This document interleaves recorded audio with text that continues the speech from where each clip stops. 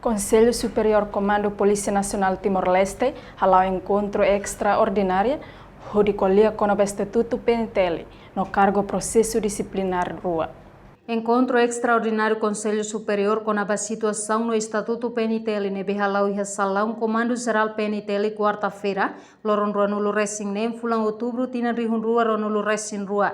Lidera o comandante geral PNTL comissário Faustino da Costa. Rafael participa em encontro extraordinário ne inspetor geral PNTL superintendente chefe Carlos Jerônimo Hateteng. Durante o encontro ne consegue discutir assunto importante rua.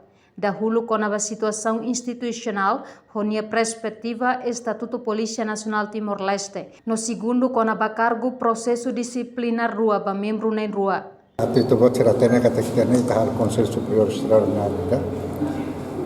Qual é o assunto balu nebe devido com a situação do desenvolvimento institucional, institucional. Não é só na perspectiva Bahia, Estatuto Polícia Nacional Timor-Leste. E o assunto do segundo, com a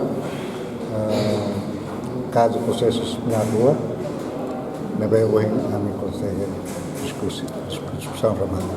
Caso disciplinar rua, com a rede baseira não é falta de serviços. Membro PNTL na rua ne berretam processo disciplinar husi comando, tamba causa husi loron falta serviço, liona loron baseia ba regulamento. Na sirene com a falta serviço na liu na tudo los falta ne normal ne da lei da rua balu to 120 dias, então liu na normal. Então se hoje apresenta caso mais está a discussão.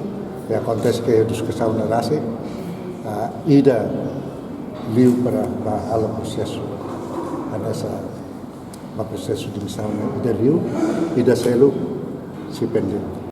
Participa em encontro no inspetor-geral, comandante Operação Comando Geral PNTL, comandante Investigação Criminal Nacional, comandante Polícia Município Dili no comandante Siracheluk.